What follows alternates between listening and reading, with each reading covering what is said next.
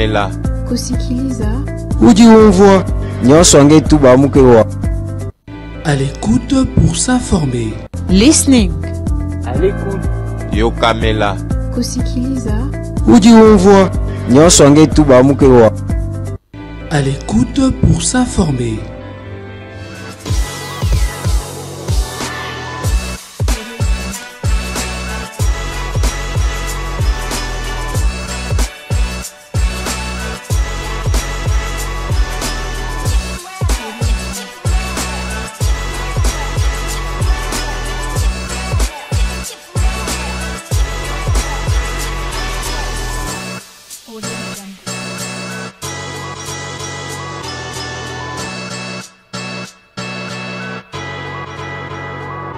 À l'écoute pour s'informer. L'ancien président de la République, Joseph Kabila, s'est de nouveau exprimé dans le média vendredi dernier dans un message adressé aux Congolais. L'ancien chef de l'État a peint un tableau sombre sur la gestion du pays 6 ans après son départ. Le prédécesseur de Félix Tshisekedi dit avoir brisé les silences pour ne pas se sentir coupable de ce que vit actuellement les Congolais. Il a promis de revenir au pays et c'est depuis, selon certaines sources, dimanche soir que Joseph Kabila se trouve dans la ville de Goma. Information également confirmée par les groupes rebelles M23, AFC. Après avoir fait 18 ans au pouvoir, Joseph Kabila a-t-il raison de critiquer le régime en place? Cette question est posée à M. Romain Nganjambe, qui est porte-parole adjoint de l'AREP du ministre de l'Aménagement du territoire, Guy Luando. Bienvenue, M. Romain. Merci, merci beaucoup, Jaël. Merci surtout de l'invitation que vous m'avez accordé de passer sur vos antennes. Monsieur Romain, bienvenue, c'est l'émission À l'écoute. Vraiment, salutations à toutes ces personnes qui nous suivent, notamment en direct sur A30 Télévision, sur la TNT, et en direct sur Facebook, mais aussi sur YouTube. Monsieur Romain, comment d'abord se porte votre formation politique, l'AREP? Merci beaucoup. Bien avant de commencer par là, vous me permettrez de présenter mes civilités à l'autorité de référence, Maître Guy Luando, l'initiateur de notre parti, mais également au secrétaire général du parti Agissons pour la République, AREP en sigle, les gestionnaires au quotidien, les camarades Camille Richard Kalele, nous l'appelons affectueusement l'infatigable. Toutes mes salutations à tous les Arépiens, toutes les Arépiennes, disséminés à travers le monde, parce que AREP n'est pas seulement au Congo, AREP est en France, AREP est en Belgique, AREP est au Canada, AREP est aux États-Unis. Je peux dire que aujourd'hui AREP n'est pas seulement un parti qui émerge en République démocratique du Congo, mais il émerge aussi à travers le monde. Parlant du parti Agissons pour la République, le parti se porte à merveille. Comme je l'ai appelé ici, les gestionnaires au quotidien fait son travail des titans. Il venait de faire une tournée européenne où il a été en France, en Belgique. Aussi, il est en train de préparer encore une autre descente au Portugal pour l'installation du parti de l'autre côté. Et là, en passant, je salue les camarades John, qui est en train aussi de faire un travail de titan de l'autre côté du Portugal pour faire asseoir le parti. Et au niveau de Kinshasa, le parti avait pris la configuration de nos 4 districts. Mais on a vu que la charge de militants était devenue de plus en plus accrue. Il n'avait plus aux autorités du parti de pouvoir sectionner encore les fédérations. Au lieu des 4 fédérations, nous en avons maintenant 8. Et les actions qui sont mises en place maintenant, c'est la redynamisation. Et les autres fédéraux qui venaient d'être nommés et confirmés sont en train de travailler pour maintenant que nous puissions avoir le base, les cellules jusque dans les rues. Donc le travail est en train d'être fait. Et comme nous parlons du parti Agissons pour la République, je voudrais ici profiter de votre micro pour devoir parler au sujet de cette campagne des SAP qui est mise en place par des politiciens en mal de positionnement qui veulent ternir l'image de notre autorité de référence. Je parle bien de l'image de marque de notre autorité, en ce sens qu'ils se sont permis de dire du n'importe quoi, en ce sens que notre autorité de référence serait à la base d'un prétendu détournement sur les sanctuaires de Bakandia. Je voudrais ici préciser un élément de détail. Ceux qui s'en prennent à notre autorité de référence aujourd'hui pour dire qu'il est celui qui a détourné les frais qui avaient été alloués à la construction de ces sanctuaires, ils se sont inscrits dans une dynamique négative qui ne cadre pas avec la réalité. Et le sanctuaire est en train d'être construit. Madame, je voudrais ici vous expliquer que l'idée de la construction de cet sanctuaire est d'abord l'émanation de Guy Luando Mboyo. Lors de sa tournée d'itinérance dans l'espace Grand Équateur, il s'est avéré qu'il est arrivé à Bokoté, là où le bien-aimé Bakandia a été inhumé, comme patriote, comme quelqu'un qui connaît les valeurs des personnes béatifiées. Il s'est dit aller s'incliner sur sa tombe.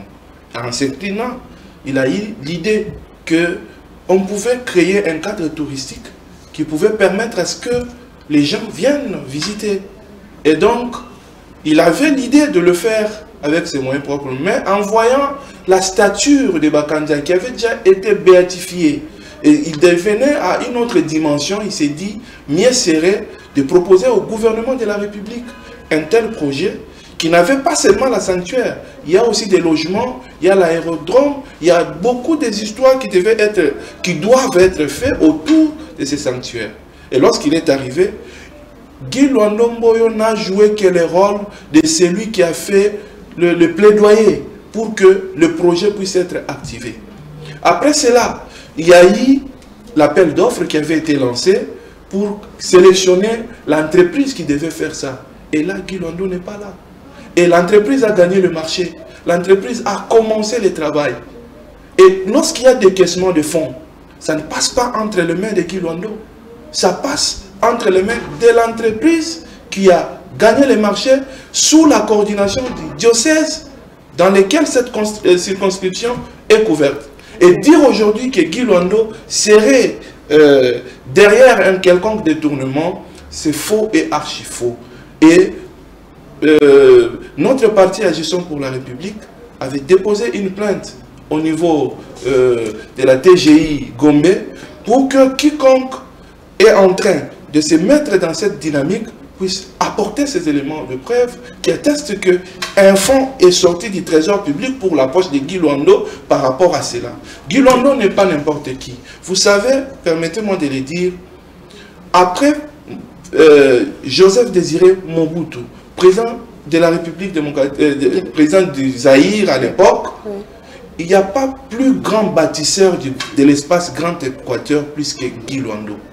Guy Luando a construit l'Assemblée provinciale de la Tchouapa. Guy Luando a construit les stades modernes de la Tchouapa. Guy Luando a réhabilité le collège présidentiel de la Badolité. Là, nous sommes au nord au Bangui. Guy Luando a construit, a érigé un monument en mémoire de Mobutu Sese Seko à Badolité. Guy Luando a une des meilleures écoles à Mbandaka. Donc de tout ça, voilà pourquoi on ne peut pas l'accuser de détournement. Et puis, vous savez, madame, tout est parti quand?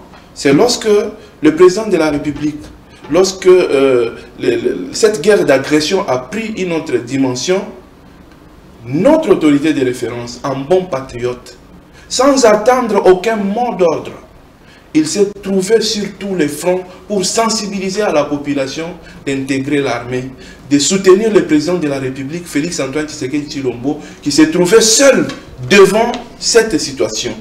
Et lorsque le président de la République a réuni tous les responsables ou tous les présidents des partis politiques à la cité de l'Union africaine, il a plébiscité Guy Luando comme étant parmi ceux qui lui ont soutenu en cette période. Et cela n'avait pas plu à un certain nombre de politiciens en mal de positionnement de cet espace géographique qui est le Grand Équateur. Et se sont maintenant ligués pour colporter des histoires afin de salir son image. Et nous savons que ici, la meilleure façon de combattre Guy Luando n'est pas de créer des histoires. Combattre Guy Luando, c'est faire mieux que lui, construire mieux que lui. Faire mieux que lui, c'est ce qui va faire que ça puisse... Ce n'est pas en utilisant de faux communicateurs, en corrompant les médias et tout pour que les réseaux sociaux utilisent n'importe quoi pour salir son image. Guy Luando est imperturbable dans sa logique et dans sa vision, celle de soutenir le président de la République, celle de faire de son mieux, parce que nous avons une vision, c'est le colibrisme, faire sa part. Nous, en tant que colibriste, Guy Luando est en train de faire sa part. Qu'elle soit petite, qu'elle soit grande, mais il fait sa part et il est en train de marquer son histoire. Voilà un élément de détail sur lequel je ne devais pas m'en passer de cette émission pour que nous ne puissions pas en parler. Merci beaucoup. Merci beaucoup, M. Romain, pour cette précision et retournons à notre sujet du jour où nous allons décortiquer le discours de l'ancien président de la République, Joseph Kabila. M. Romain, vous avez suivi Joseph Kabila parler le vendredi. Oui, j'ai suivi minutieusement son speech. Personnellement, nous, quand je parle de nous pensons à notre parti Agissons pour la République. Nous avons du mal à parler des individus, mais on parle de valeurs, on parle des idéaux. C'est pour cette raison-là que je pourrais beaucoup plus aborder ces sujets sur le plan beaucoup plus idéologique que de m'attaquer sur des individus. Alors, je voudrais ici dire d'abord que l'ancien président de la République, Joseph Kabila, a raté une belle opportunité, une fois de plus, de se taire. C'est ce que l'Union sacrée a toujours dit. C'est comme si Joseph Kabila ne devrait pas parler. Non, ce n'est pas il ne devait pas parler, parce que lui-même est celui qui avait dit une autre fois, lorsqu'il avait fait une réunion avec les notables katangais, que avant de parler, il faut se rassurer que ce qu'on doit dire est plus fort que le silence. Mais après 6 ans, il s'exprime, alors c'est quand il parle. Non, mais il ne peut pas dire que c'est pour la première fois qu'il s'exprime. Joseph Kabila parle. Mais il a expliqué pourquoi il a brisé son silence. Non, mais ça, c'est pas un silence. J'ai dit que, quand je dis une fois de plus, c'est-à-dire, il a eu à faire encore déjà d'autres sorties médiatiques qui n'ont pas été à la hauteur ou aux attentes. Vous voyez? Et là, il a encore une fois de plus manqué une bonne occasion de se taire. Parce que tout ce qu'il fait de quel héritage Joseph Kabila veut parler à la République démocratique du Congo? Mais d'abord, pour il a promis d'être à Goma. Il se trouve déjà à Goma. Il a promis, il est arrivé à Goma. Il peut aller où il veut. Il peut aller où il veut. Mais aujourd'hui, la population congolaise n'est plus dupe. La population congolaise a atteint une certaine maturité où elle sait comprendre qui est avec lui et qui n'est pas avec lui.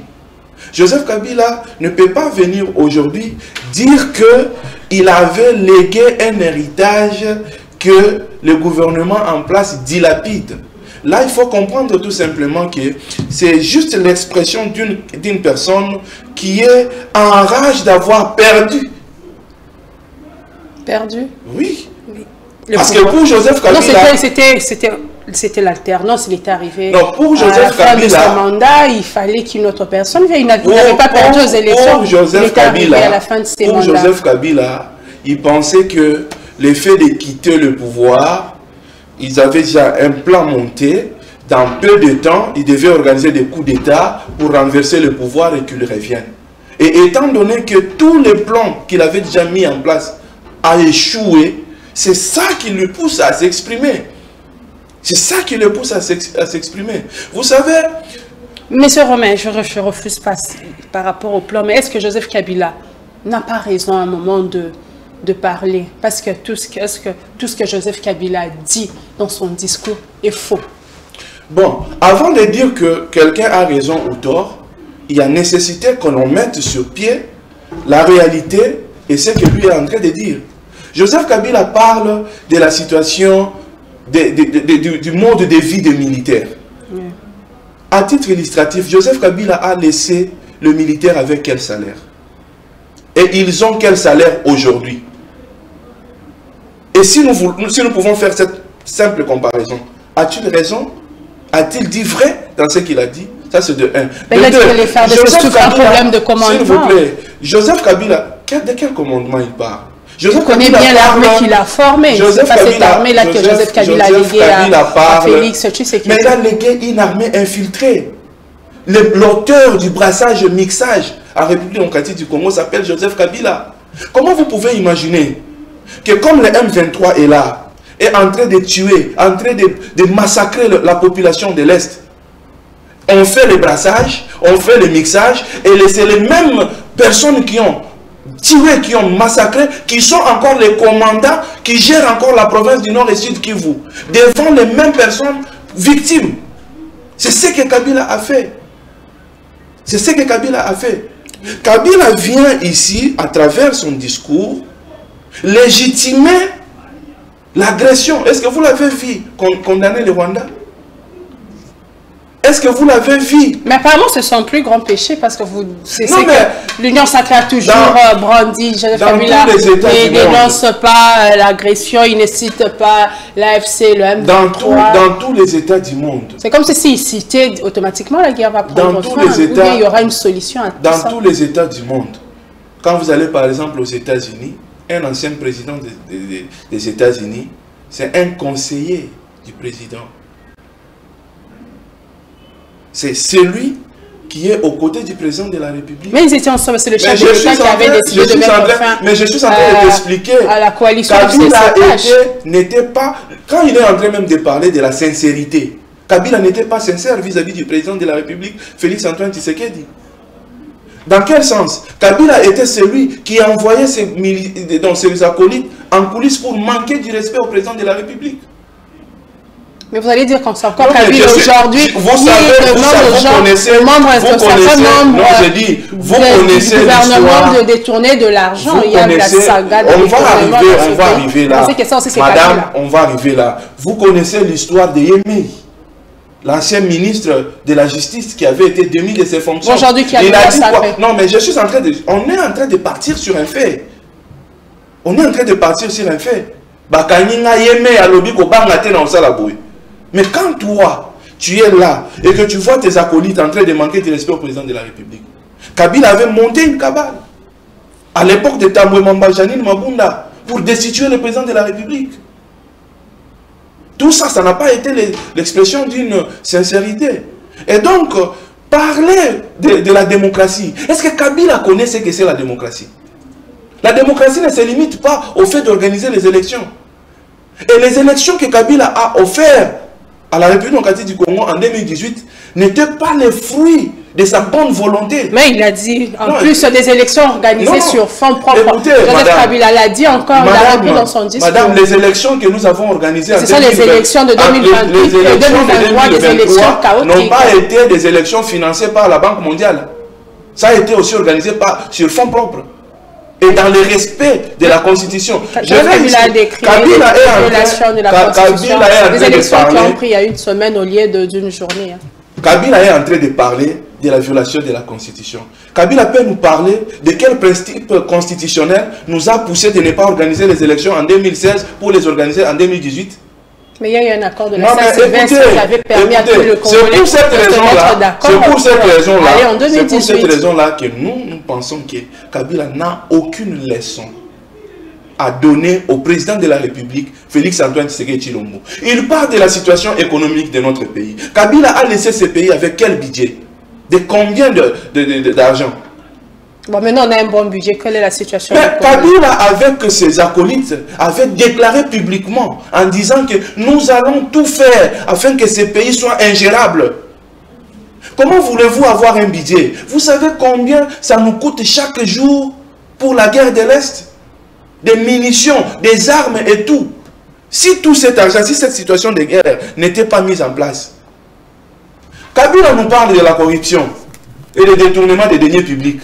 Kabila José Makila était allé à l'aéroport d'Ndjili pour lancer faire le dépôt de la première pierre pour la construction de l'aéroport international d'Ndjili.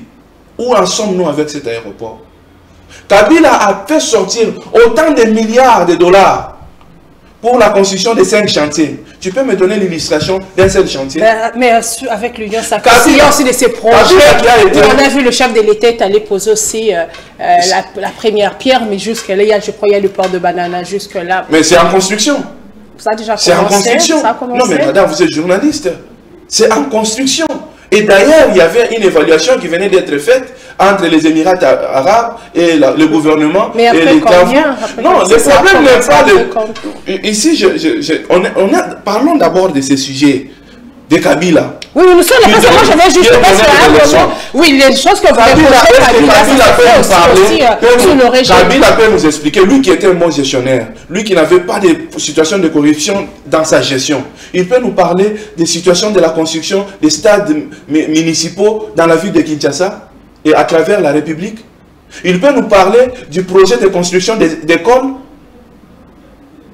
Kabila n'a aucune leçon à donner à la République. S'il n'a aucune leçon à donner, alors il doit se taire, même s'il voit que le pays, d'après lui, le pays va sur une mauvaise pente. Kabila n'a plus droit de s'exprimer parce qu'il avait mal géré le pays pendant 18 ans.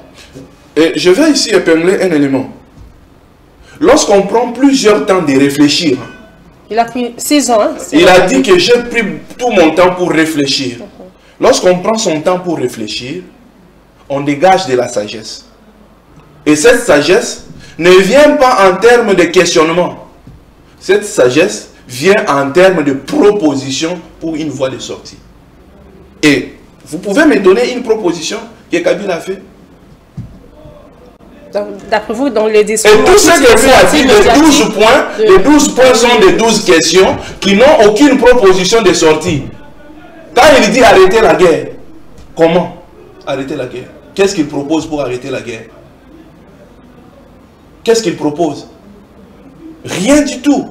C'est pour cette raison-là que j'étais en train de dire ici qu'il a manqué la très bonne occasion, une fois de plus, de se taire. Sinon, Kabila a fait son point de presse pour légitimer sa position comme étant le commanditaire numéro 1 de M23.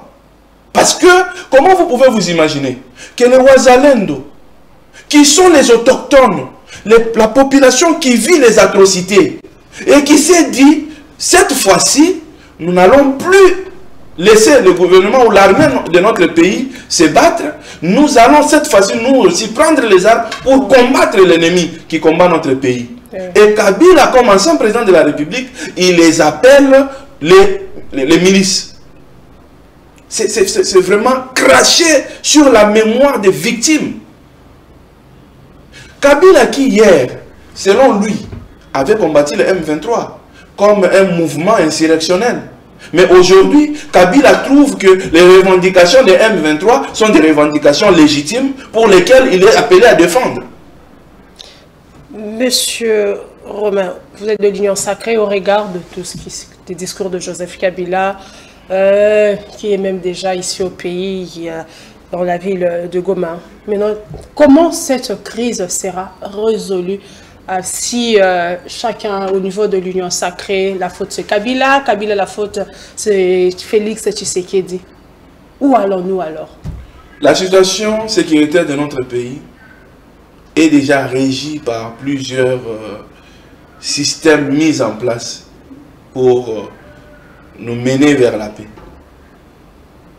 Tout a commencé par ce qui avait été fait dans le processus de Nairobi, où il était question que tous les groupes armés devaient déposer les armes et entrer dans le processus de réinsertion et désarmement. Nous sommes partis à Luanda. Nous savons d'ici. Après Luanda, c'était Doha. Aujourd'hui, ce sont les États-Unis qui jouent la médiation. Le président de la République, Félix Antoine Tshisekedi, s'est mis sur tous les fronts. Le front diplomatique, le front militaire, le front médiatique, le front culturel. Donc, j'ai dit tous les fronts. Et sur le plan diplomatique, vous êtes sans ignorer que la République démocratique a y arraché une très grande victoire, jusqu'au point d'avoir une résolution des Nations Unies qui condamne fermement le Rwanda, qui est derrière cette affaire, et l'oblige de retirer du sol congolais tous les militaires rwandais qui y sont. Ça, c'est déjà un cadre qui est mis en place.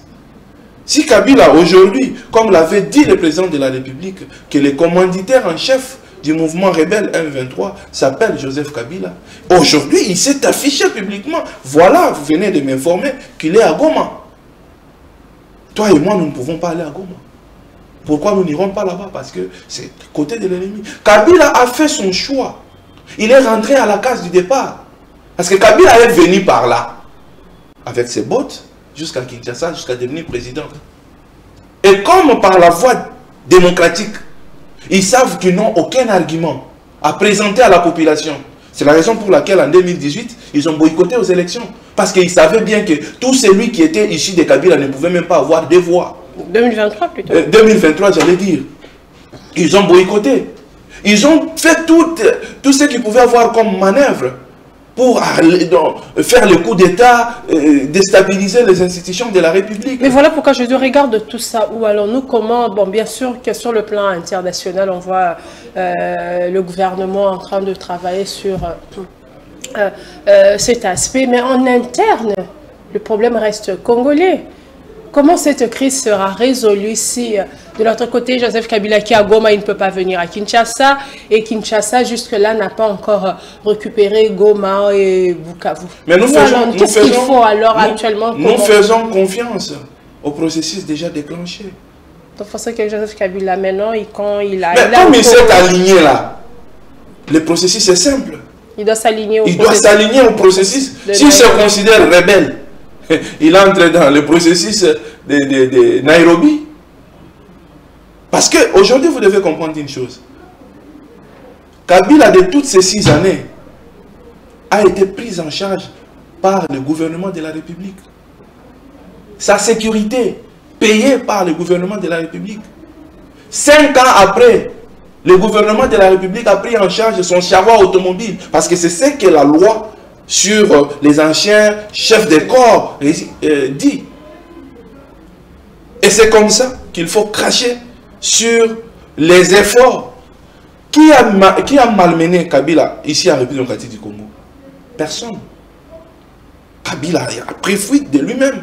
Il n'y avait pas, on ne l'a pas inquiété. Ça. Qui a inquiété Kabila? Kabila vivait à Kingakati aisément, il est allé à Kachamata aisément, Kabila circulait à la Tchangou, on le saluait, tout le monde le voyait. Qui l'a inquiété? Et c'était pendant quel moment où il a été inquiété? C'est ça le vrai problème. Ici, nous pensons que, en tant qu'ancien président de la République, il est régi par une loi spéciale. Et cette loi spéciale lui restreint à certaines choses. Tel que ce qu'il vient de faire là. Il a violé sa loi. Kabila parle du respect de la Constitution. Est-ce que Kabila connaît ce que c'est la Constitution? Nous avons vu ici, pour que nous puissions avoir les élections en 2018, nous avons vu les militants de l'IDPS être calcinés. Nous avons vu combien Kapangala est mort. C'est parce qu'elle était allée vendre les arachides de sa mère. Rossi Tumanga a laissé sa famille, ses enfants. C'est parce qu'il était allé jouer au foot. Mais avec les élections de 2018 n'ont pas été un cadeau de Kabila. Ça a été le fruit du combat de la population. Mais Corneille a dit que c'était pas le Félix. Et puis autre chose. Il revient pour établir la vérité. Quelle vérité? Il n'y a aucune vérité. Je vais vous illustrer quelque chose. Vous savez, à l'époque, quand nous on grandissait, on nous disait que le patriarche Gizenga détenait le livre d'or de la République démocratique du Congo. Et pour nous, on se disait toujours que dans ces livres d'or-là, il y avait des histoires qui étaient écrites, où il y a des choses. Il est mort. Vous avez vu les livres d'or? C'est la même politique dans laquelle Kabila et Nanga sont en train de nous ramener. Pour dire qu'il y avait un accord, nous avions... Moi, j'allais arriver parce que Joseph Kabila a confirmé qu'il y a eu... Mais qu'est-ce qui l'a empêché? S'il a dit qu'on est en train de détourner... Non, si Kabila s'est permis de dire qu'on est en train de détourner les fonds publics, on est en train de voler ceci... Est-ce que c'est faux? Je suis en train de partir avec vous. Madame, je ne saurais pas répondre. Pardon, Joseph Kabila a dit qu'il y a détournement des fonds. Je suis en train de partir avec toi sur un aspect. Là, de ce côté, je ne peux pas répondre par vrai ou faux. Non, vous avez l'Union sacrée. Il y a même aussi, il y a eu l'ancien ministre des Finances qui l'a dit lors d'une sortie médiatique. Comment lorsqu'il y a des fonds à louer, c'est d'abord les gens se partagent, après on va vous penser. J'ai dit ceci. Un ancien ministre des Finances. Moi je ne peux pas ici, c'est un cadre très approprié. Non, c'est juste pour vous ramener à dire que tout ce que Joseph Kabila a dit, il y a aussi une part de vérité, notamment les détournements. C'est ce que je suis en train de vous expliquer. Lorsqu'on parle de détournement, il faut en avoir des éléments de preuve et tout ce qui va avec. Les détournements ne s'écrivent pas comme ça. Lorsque moi je dis par exemple que tu as détourné le fonds qui t'avait été remis pour cette émission, je dois m'assurer qu'on t'avait donné l'argent pour acheter le micro, que tu n'as pas acheté, et je viens vérifier après. Mais aussi longtemps que je n'ai pas ces éléments de contour, si par exemple l'ancien ministre des Finances a dit parler de ça, il n'a qu'à vous présenter les éléments de preuve. Moi je ne peux pas être là, spéculer sur des choses pour lesquelles je n'ai pas de éléments de contour. On peut croire en sa parole parce qu'il a je t'ai dit ceci. Quand il dit ça, c'est automatiquement. Je t'ai parlé ici. C'est quelqu'un du pouvoir. J'ai fait une dénonciation ici sur les allégations portées sur notre autorité de référence. Vous voyez? Tout le monde parle, dit, il a détourné, il a volé, il a fait ceci. Mais qui a un élément de preuve qui atteste que l'argent est sorti de tel endroit pour la poche de Guy Luando? Où on avait remis à Guy Luando l'argent pour faire ceci, il n'a pas fait. Personne. En matière de détournement, il faut toujours parler en mettant de gants. Parce qu'en la fin de compte, il faut toujours prouver. Vous voyez? C'est ce que j'étais en train de dire ici. Que par rapport au détournement. Kabila n'a pas de leçons à donner en termes de gestion. Combien d'hommes d'État sous le règne de Kabila ont été inquiétés pour les détournements? Lui qui fit un bon gestionnaire. Citez-moi un seul. Mais à l'époque aussi, il y avait avec le ministre de la Justice, Luzolo Bambi. Luzolo Bambi a fait même un rapport. Que Joseph Kabila aussi a lutté contre la riche. Non, j'ai dit. J'ai l'expression, ça m'échappe, sur les détournements. À l'époque, il y avait une expression. Tolérance zéro. Tolérance zéro, effectivement. Vous pouvez me dire un seul dignitaire d'État, un seul ministre qui avait répondu de ces actes. Parce que dans ces rapports de Luzolo Bambi, détaillait tous les circuits financiers mafieux. Kabila a attaqué qui en justice? Donc ça, Kabila parle de la liberté d'expression. Sous Kabila, on pouvait parler de Kabila comme je parle ici et puis je finis, je rentre chez moi à la maison. Il a aussi décrié le tribalisme. Qui est le plus grand tribal? Monsieur apparemment, tout ce que Kabila a dit est faux. Hein. Non, mais c'est faux. Je te donne un exemple simple. Le président de l'Assemblée nationale, il est d'où? Ici de Kivu, Vital Kamerhe. Le président du Sénat, il est d'où? Il est du Haut-Katanga, Kasenga. Le président de la Cour constitutionnelle, le président de la Cour de cassation. Vous sentez que Kabila oublie. Je vous ajoute la première ministre. La première ministre, elle est du Congo central. Mais prenez Kabila. Prenez Kabila. Tout ce qui avait la grande gestion était de l'espace, excusez-moi, de l'espace swahiliphone. Et ça, ce n'était pas le tribalisme. Mais vous avez un président de la République qui est respectueux. Qui est respectueux des valeurs culturelles. Mais il dénonce aussi les discours... Les chefs d'état-major. Il est de quelle tribu? Mais sous Kabila, c'était quoi? C'est un faux fouillant. Et puis, tout ça, il va créer de la sympathie. Kabila il est issu du Katanga. Qu'est-ce qu'il a construit au Katanga? Qu'est-ce que Kabila, en tant qu'ancien président, qu'est-ce qu'il a construit au Katanga? Mais voilà pourquoi moi je vous... Bon. Kabila était là, au Katanga. Les jeunes se retrouvaient en quoi? Aujourd'hui, grâce au président de la République, la sous-traitance est fonctionnelle. Aujourd'hui, les jeunes gagnent des marchés au sein des grandes firmes minières. Vous avez confirmé ça? Et je confirme. On va vérifier, hein, parce que là... Non, mais je confirme. Ça a vérifié. Vous avez vu la dernière réunion que le président de la République avait tenue avec les jeunes entrepreneurs au centre financier. Tu as vu des témoignages, des jeunes qui disent que moi, j'avais un capital d'autant, aujourd'hui je suis millionnaire. Vous avez concrétisé votre parole de faire des jeunes millionnaires. Les jeunes qui sont dans le mining ou bien... Qui sont dans la sous-traitance. Aujourd'hui, la sous-traitance était une affaire de Kabila, où il crée ses entreprises, il commissionne. Sa femme également, vous connaissez la situation d'Egal, qui n'avait aucun document. Quand il parle de l'économie, de quoi est-ce qu'il parle? De quoi est-ce qu'il parle? La FPI, les FPI, j'allais dire, Fonds de promotion de l'industrie, c'était une organisation interne où Kabila et sa bande se donnaient de l'argent. Vous voyez les gens qui n'ont pas d'entreprise, ils partent à la FPI et ils partent au FPI, on lui donne autant de millions de dollars. Mais monsieur, je veux se remettre bien si vous... Le régime Tshisekedi fait bien, je ne dis pas.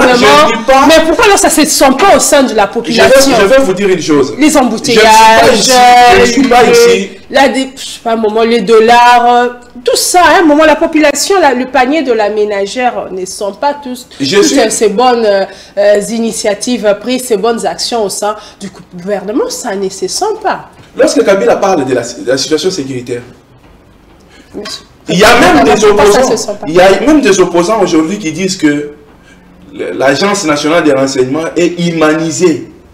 Aujourd'hui, lorsque tu es là-bas, tu peux manger, tu dors bien, tu es à l'aise. Mais sous Kabila, quand on t'amène là-bas, tu es en enfer.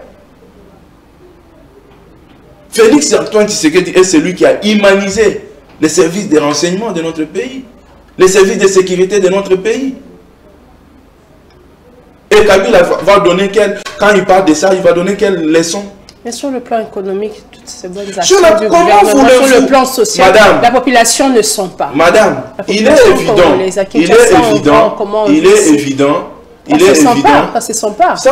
ça va se sentir comment, madame?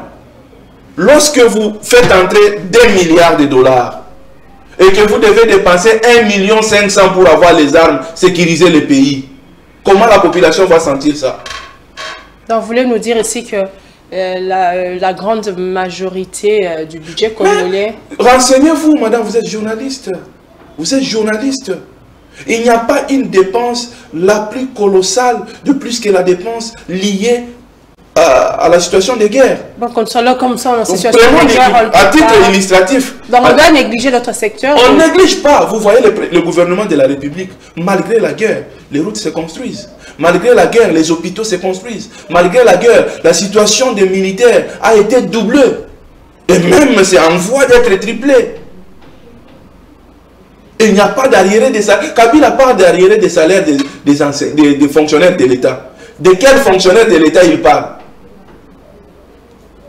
Vous pouvez vous renseigner. Nous sommes au mois d'avril. On sommes au mois de mai. Tous les fonctionnaires de l'État avaient déjà touché leur salaire du mois d'avril. De quels fonctionnaires il parle? Mais déjà sous Kabila, ça se passait bien avec le système de la bancarisation, avec le Premier ministre Matata Ponyo, de ce côté-là, les fonctionnaires. Malgré la bancarisation, il y avait un sérieux problème d'arriéré. Il y avait un sérieux problème d'arriéré. Kabila qui nous parle aujourd'hui de la situation économique, madame, il a détruit Onatra pour construire son propre port. Il a détruit la SNCC, qui était une très grande société qui allait du territoire d'Ilebo, chef-lieu du territoire d'Ilebo, jusqu'à Lubumbashi. Et chemin faisant, il y avait plus ou moins 40 à 50 000 agents. Mais monsieur Romain, laissez-moi vous expliquer ce que Kabila a fait de ces pays.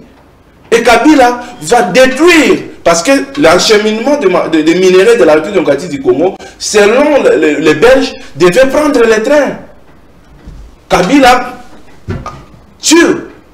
Ensemble avec Moïse Katumbi aujourd'hui, il crée des sociétés de transport par véhicule qui prennent des minéraux de Katanga vers Dar es Salaam ou Durban. Et la société de transport ferroviaire est par terre. Qu'est-ce que Kabila va donner comme leçon? Donc, Laure Kabila, aujourd'hui, vous allez nous dire, Laure Kabila a critiqué, Laure Kabila avait mal géré sous Félix Tshisekedi les choses. Je ne dis pas que les choses sont parfaites, mais en prenant les choses, le régime de Kabila, les comparer au régime du président de la République, Félix Antoine Tshisekedi Tshilombo, c'est comparer les jours à la nuit. Monsieur Romain, est-ce que Kabila fait peur? Il fera peur par rapport à quoi? Il fera peur par rapport à quoi? Ou bien c'est le fait qu'il a repris... Non, mais cette question ici, ce n'est pas question de la peur. Politique, bon, il va reprendre la politique pour devenir qui? Qui n'a pas été. C'est un politicien. Non, mais c'est un politicien. Il va faire la politique pour devenir il a une grande formation politique. Il a géré une grande plateforme politique, le FCC. C'était un ancien chef de l'État. Il avait décidé de se retirer. Il est sur la scène politique. Il est sénateur à vie. On ne peut pas l'interdire. C'est ce que je venais de dire à l'entame. C'est ce que je venais de dire à l'entame. Que Kabila se croyait que sous paix, il pouvait reprendre son pouvoir. Et tout le plan mis en place ont été joués par la sagesse salvatrice du président de la République, Félix Antoine Tshisekedi Tshilombo, qui l'a amené jusqu'au bout pour lui faire comprendre que tout ce que tu fais, je sais et tu ne peux rien. Mais est-ce qu'il ne faut pas qu'un jour, pour notamment mettre fin à cette crise politique, notamment sécuritaire, il faut qu'un jour que... Je ne pense pas que le chef de l'État, Félix Tshisekedi et Joseph Kabila, doivent un jour se rencontrer, se mettre ensemble pour qu'il y ait une solution. Ça dépendra, tout dépendra de la volonté du président de la République. Parce que mais vous ne préconisez pas, bon, ça non, mais on ne peut même pas. Vous ne pensez pas que notamment la solution à toutes ces crises s'appelle rencontre Félix Tshisekedi et Joseph Kabila? Je dis ceci, qu'il y ait cette rencontre ou pas, mais tout est fonction de la volonté du président de la République. Parce que lorsque nous l'avons élu, en lui donnant la majorité de suffrage, nous lui avons donné la destinée de la République. C'est lui qui décide sur la pertinence de ce que vous venez de dire, venez de donner comme proposition. C'est lui qui décide sur est-ce que c'est nécessaire ou pas. Le président de la République, c'est quelqu'un qui est le mieux informé de nous tous. Les jours où il disait à partir d'un pays européen que c'est lui qui est derrière le M23 s'appelle Joseph Kabila. L'AFC. Derrière l'AFC s'appelle Joseph Kabila. Et les gens l'ont traité d'être quelqu'un qui parle beaucoup. Mais aujourd'hui, Kabila lui-même l'a attesté. Est-ce que vous avez vu Kabila compatir avec la population de l'Est? Kabila se permet même de dire... Peut-être sa présence, c'est... Kabila se permet... Peut-être c'est pour ça non, que écoutez, Kabila se permet d'accuser le président de la République par cette population que le président vous a abandonné jusqu'à tel point qu'il bloque vos fonds qui sont dans la banque. Vous ne pouvez pas accéder à ça. Comment une zone qui est gérée par les terroristes, on peut laisser les banques continuer à fonctionner? Il y aura blanchiment des capitaux. Il y aura financement du terrorisme. Et ça, c'est les seuls éléments qui les asphyxient. Ils n'arrivent pas à avoir des moyens, ils n'arrivent pas à être financés. Et bon, voilà. Monsieur, il a pas regard de ça, vous avez des propositions par rapport à la crise politique, sécuritaire, vous avez des propositions à faire? Des propositions, nous savons qu'il y a des processus qui sont mis en place. Nous avons aujourd'hui les États-Unis qui se sont activés pour que mordicus, la paix puisse régner à l'est de notre pays. Mais est-ce que vous pensez que la paix que nous sommes en train de chercher dans ces pays doit provenir des États-Unis? Je n'ai pas dit ça. Nous sommes un pays souverain, on doit apprendre à un moment à gérer nos problèmes en interne, comme le cas avec ce qui se passe. Voilà pourquoi je vais m'insister. Est-ce que cette crise-là, la crise que nous vivons actuelle, ne doit pas être résolue par une rencontre, par un échange entre Félix Tshisekedi et Joseph Kabila, au lieu d'aller, non, la diplomatie? Alors les États-Unis, on sait que ces pays-là, ils ne voient que leurs intérêts. S'il faut qu'il y ait la guerre au Congo, si c'est pour leurs intérêts, ces gens-là, ils vont soutenir la guerre, parce qu'ils ne voudront pas que le Congo soit en paix si et ils ne trouvent pas leurs intérêts. Vous pensez que la solution à ce qu'on vit aujourd'hui au Congo doit venir de cet accord qui pourra se traiter entre la RDC et les États-Unis? Je pense ici que vous avez quand même compris que nous avons eu 18 ans de la théâtralisation dans la gestion de la République. Tout ce qu'on a vécu à l'est de notre pays, sous le régime de Kabila, ça a été un bon théâtre organisé. Parce que lui-même, le commanditaire en chef, a repris sa place. On parlait de la... Vous avez proposé, parmi vos propositions, vous étiez en train de... Non, je suis en train, avant d'arriver là, oui. Le commanditaire en chef a repris sa place. La pression que Kagame a subie sur le plan international, il s'est dit, je ne peux pas mourir seul. Monsieur Kabila, viens, tu t'es longtemps caché, fais-toi apparaître. Comme ça, on sait tous que celui qui est derrière le M23, ce n'est pas moi. Bien que moi, je suis derrière vous tous, mais c'est toi d'abord qui es le commanditaire numéro 1. Vous avez vu son discours qu'il a fait. Ça a été retransmis en direct sur la chaîne rwandaise. Sous les ovations du M23. Et donc, j'étais ici en train de dire que s'il y avait un quelconque accord qui avait été signé aux élections de 2018, qu'est-ce qui les empêche de les brandir? Rien. Et par rapport aux propositions, moi je pense que nous devons nous soumettre au processus que les États-Unis ont lancé. En interne, nous avons déjà des processus qui existent. Je vous ai parlé du processus de Nairobi. Pourquoi pas alors, en interne, il y a la SENCO et c'est le pacte social. C'est ça que contre cette proposition. Non, ici nous voulons dire ceci. L'initiative de la SENCO et de l'ECC, c'était une initiative privée. Toujours est-il que le président de la République puisse accorder de l'importance à cela pour se dire, bon voilà, il est temps, maintenant, on peut se servir de ça. Mais ce n'est pas un impératif. Parce que dans la Constitution, nulle part, ce processus-là, ou ce mécanisme-là, est au moins établi.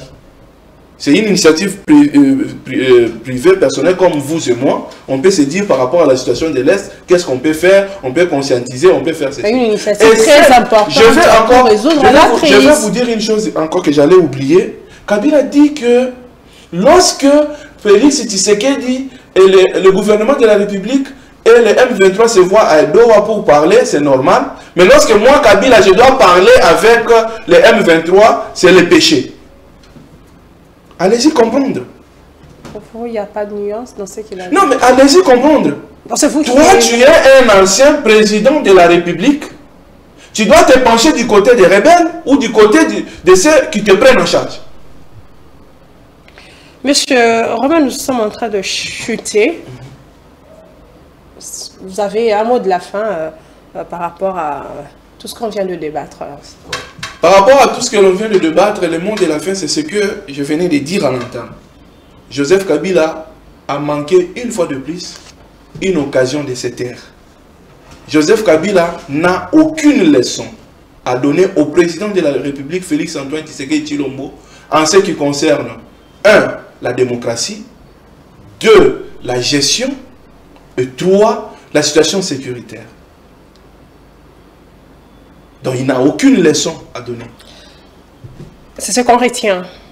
Mesdames et messieurs, pour le porte-parole adjoint de la REP, regarde le discours, Joseph Kabila n'a aucune leçon à donner aux Congolais. C'en est fini pour cette émission. Quant à moi, je vous dis merci.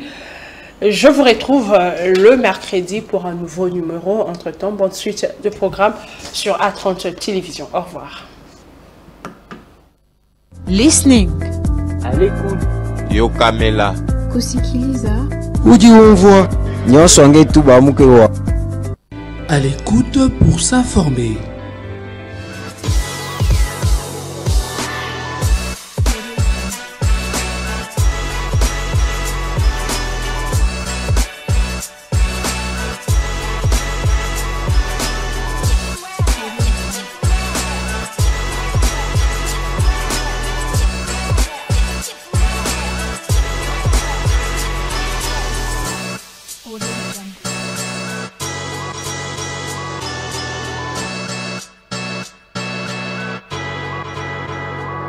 À l'écoute pour s'informer.